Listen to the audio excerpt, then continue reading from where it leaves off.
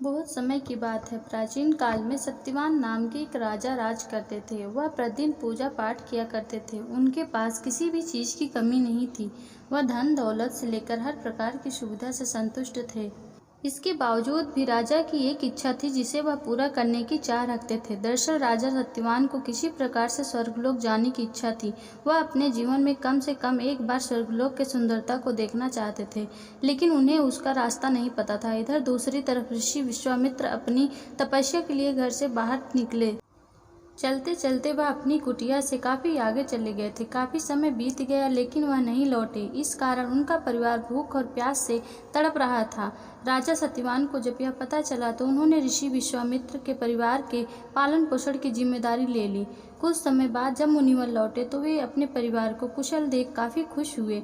उन्होंने पूछा कि उनकी अनुपस्थिति में किसने उनकी देखभाल की। इस पर ऋषि के परिवार वालों ने बताया कि राजा ने उनके पालन पोषण की जिम्मेदारी उठाई थी।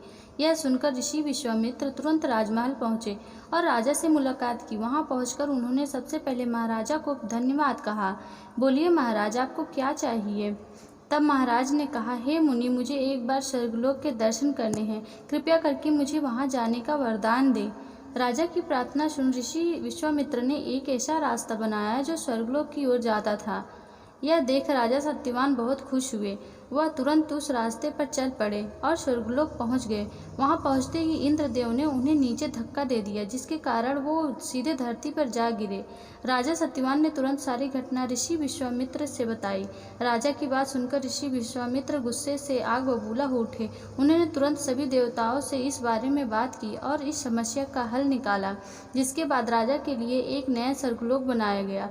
नए स्वर्गलोक को पृथ्वी और देवताओं के स्वर्गलोक के बीचों बीच स्थापित किया गया था, ताकि किसी को परेशानी न हो। नए स्वर्गलोक से राजा सत्यवान तो बहुत खुश हुए, लेकिन विश्वामित्र को एक चिंता लगातार सता रही थी। उन्हें डर था कि नया स्वर्गलोक कहीं जोरदार हवा के कारण गिर ना पड़े। अगर ऐसा होगा तो राजा सत्यवान दोबारा से धरती पर जा गिरेंगे।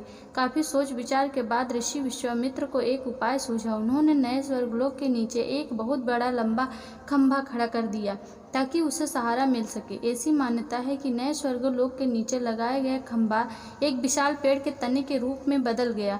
यही नहीं, कुछ समय पश्चात जब राजा सत्यवान की मृत्यु हुई तो उनका सिर एक फल में तब्दील हो गया। तभी से इस खंभे को नारियल का पेड़ कहा जाने लगा, जबकि राजा का सिर नारियल के रूप में जाना गया। यही कारण है कि नारियल का पेड़ इतना लंबा होता है। इस कहानी से हमें यह सीख मिलती है कि अगर सच्चे मन से किसी की मदद करें तो हमारी हर ख्वाहिश पूरी हो सकती है। अगर कहानी अच्छी लगे तो चैनल को लाइक शेयर सब्सक्राइब